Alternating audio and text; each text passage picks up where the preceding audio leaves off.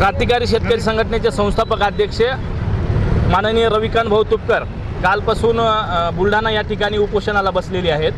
तर त्यांच्या उपोषणाला समर्थन म्हणून आज ह्या राज्य शासनानं जो काही GR काढलेला आहे कर्जमाफीचा, हा फसवा GR आहे। या GRच्या माध्यमातून 10% सुद्धा शेतकऱ्यांना कर्जमाफी मिळत नाही आहे। आणि ज्या पद्धतीनं सरकारनं निवडणुकीच्या अगोदर आपल्याला आश्वासनं दिले की आम्ही तुमचा सरसकट सातबारा कोरा करू, हे करू, हे लबाडाचं सोंग करते आणि शेतकऱ्यांना कुठल्याही प्रकारे कर्जमाफी कमीत कमी पद्धतीनं कशी भेटेल याचा प्रयत्न हे सरकार करते।